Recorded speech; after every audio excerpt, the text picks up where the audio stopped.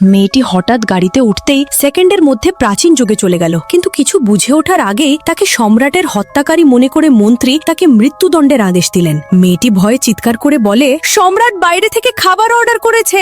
মন্ত্রী ভাবলেন মেয়েটি সম্রাটকে বিষ দিতে যাচ্ছে, কিন্তু সম্রাট কৌতূহলী হয়ে এক কামড় দিতেই তার চোখ চকচক করে উঠল। তিনি পুরো বার্গারটা খেয়ে মেয়েটির দিকে তাকিয়ে হাসলেন। মেয়েটি বুঝতে পারল এটা কোনো নাটক নয়, এটা সত্যিকারের প্রাচীন প্রাসাদ। সে পালাতে চাইলে তার জেড লকেটের কারণে আধুনিক যুগে ফিরে আসে। মেয়েটি তার টেকআউট বাক্স নিয়ে এক প্রাচীন গুরুর সামনে পড়ল। গুরু বাক্সটা দেখে চমকে উঠে বললেন, এই বাক্সটা অন্তত 1000 বছরের পুরনো। তিনি 10 লক্ষ টাকা দিয়ে বাক্সটা কিনে নিলেন। মেয়েটির চোখ কপালে, কারণ তার মায়ের অপারেশনের টাকা জোগাড় হয়ে গেছে। কিন্তু খবরটা ছড়িয়ে পড়তেই তার প্রতারক প্রেমিক উত্তেজিত হয়ে মেয়েটিকে তাড়া করল। মেয়েটি প্রাণ বাঁচাতে পালাতে গিয়ে আবার সেই পোর্টালে ঢুকে সরাসরি সম্রাটের কোলে গিয়ে পড়ল। সম্রাট কি আধুনিক যুগে চলে আসবেন, নাকি মেয়েটি চিরকাল প্রাসাদেই থেকে যাবে? পরের পর্বে অপেক্ষা করছে।